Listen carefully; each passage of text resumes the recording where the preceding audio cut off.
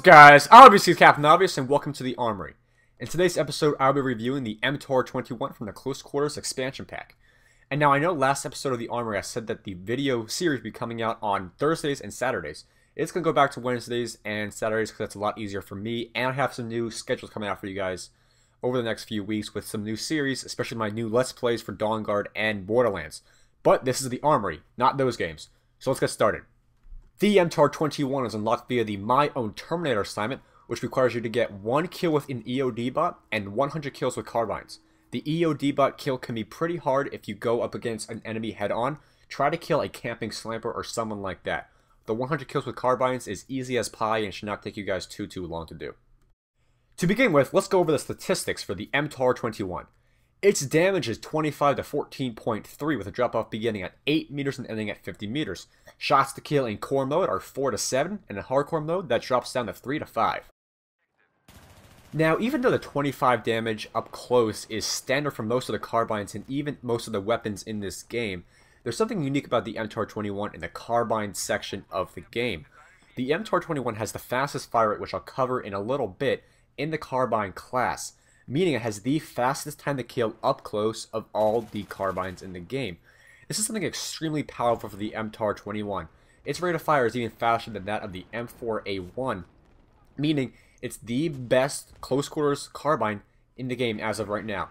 And it's arguably one of the best close quarters weapons in the entire game because of that bullpup nature of the weapon, making your hip fire accuracy a whole lot more, therefore increasing your accuracy in close range and potentially increasing your time to kill, you know, doubly or triply, depending upon how many bullets you can get on your target in a certain amount of time. The MTAR-21's ferocious fire rate is 900 rounds per minute with a muzzle velocity is 570 meters per second. Maximum range is 855 meters. You can fire this weapon on full auto and semi-auto mode, and a suppressive effect is 7.0%. That rate of fire is the defining factor into why the MTAR-21 is a purely close-range weapon. With a really high fire rate such as that and an unpredictable and uncontrollable recoil pattern, it's only a close quarters weapon. Though the muzzle velocity and range will try to make you think that you can use the MTAR at longer ranges because of its almost highest muzzle velocity in the class and its above average range, you do not want to use the MTAR-21 at those ranges because of this fast fire rate and the fact that the recoil is not easy to control when firing at medium to long range. You can burst fire, we'll cover that in a little bit, but still, you should always try to use the MTAR-21 at closer range because that 900 round per minute fire rate will tear enemies up. You will be the best person in the game at closer range if you can get all your shots on target while hip firing or aim down sights or whatever you want to do. Just remember the MTAR-21 is amazing at close range because of that 900 rounds per minute.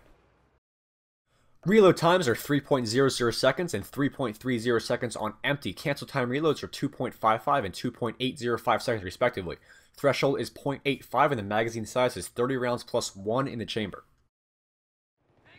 So with every really powerful weapon in a certain area of combat, there's always one downside to it that hinders it a lot. And the MTAR-21's is its reload time. It has the longest reload time both empty and full, or, you know, with a bullet in the gun, in the carbine class. 3 seconds and 3.00 seconds is extremely long. As you can tell by the reload time, your guy holds his hand out there for like 2 seconds. It's ridiculously long of a reload time. It will hinder you greatly in closer range because that's where you'll be, you know, sort of most active in your combat.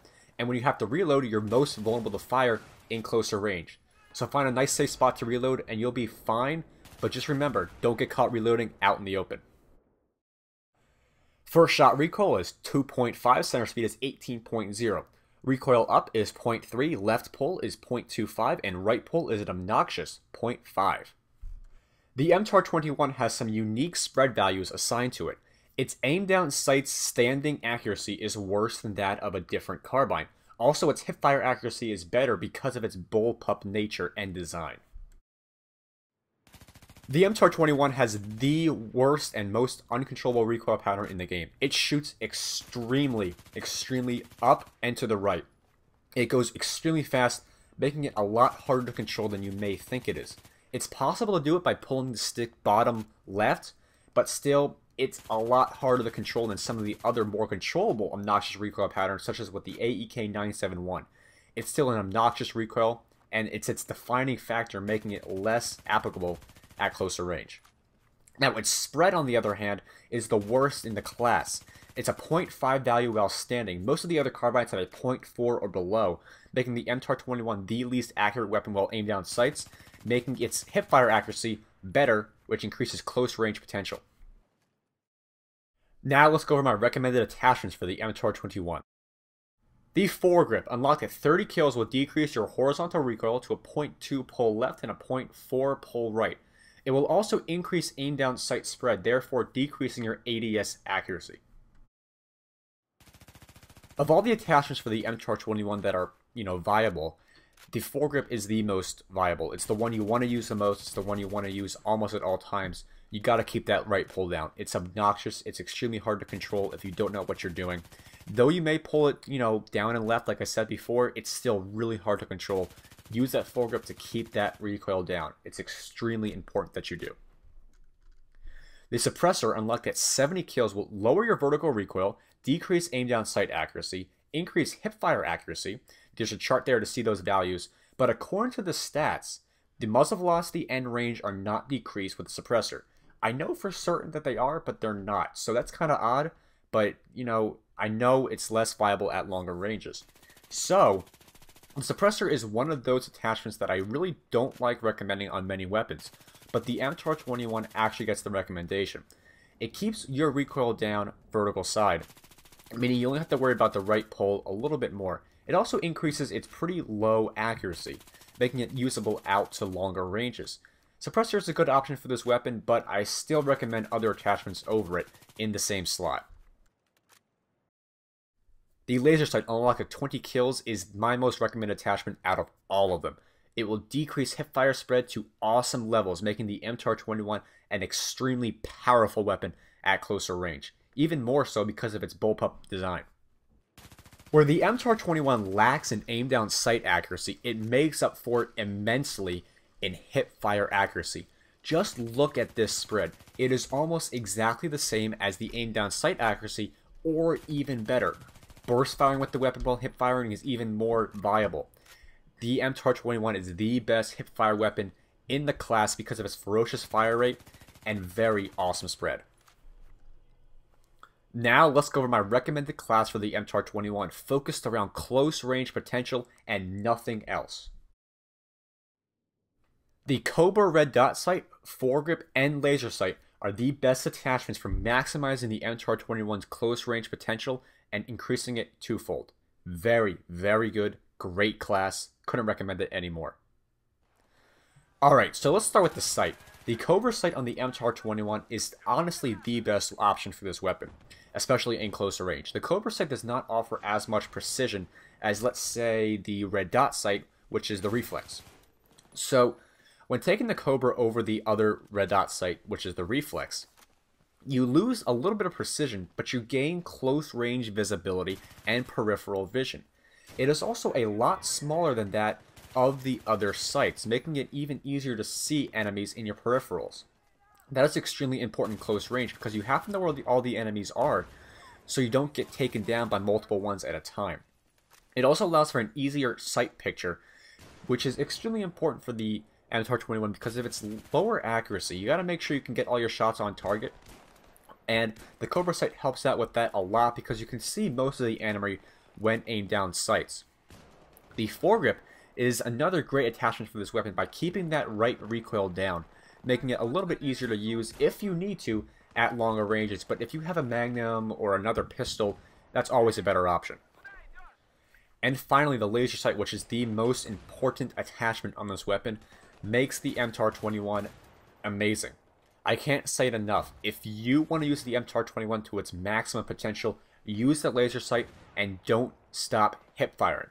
Now, I know in the gameplay right now, I'm aimed down at my sights, spawn trapping on Grand Bazaar. You gotta know, if you're playing on close quarters maps, if you're playing on any close range map, hip fire is the way to go, and there's no denying that. The MTAR-21 already has great default hip fire because of its bullpup design. The laser sight just makes that a whole lot better. I can't stress that enough. Laser sight is the most important attachment on this weapon. If you don't agree with the foregrip or the Cobra, that's fine by you. Just make sure you always use the laser sight on the weapon because it makes the MTAR-21 amazing. I hope you guys enjoyed today's video and you actually learned something new and useful, and you may be able to tear people up at closer range with the MTAR-21. Next episode, I will be reviewing the ACWR from the Close Quarters Expansion Pack. A lot of you guys have been hoping for this one soon, and I'm finally bringing it your way next episode. It'll be good. The ACWR is unique amongst the carbines for many reasons, which I'll explain to you guys in that episode. It's actually a great weapon for only one type of playstyle. Remember, if you guys enjoyed today's video, give it a thumbs up. That helps out a lot. Follow me on Twitter. The link is in the description for, quick updates from me and stuff like that, and some pretty funny tweets here and there and some cool stuff. And as always, rate, comment, and subscribe, and I'll see you guys later. And now, just in case you guys missed it, here is yesterday's video. It was the hard truth. It was a TGIF episode. I was talking about my YouTube channel and where it stands right now. Talking about some ideas I have for making it a whole lot bigger. It was a great video. A lot of people liked it. So please go over there and check it out if you have yet to. Twitter and subscribe if you guys have yet to. See you guys later.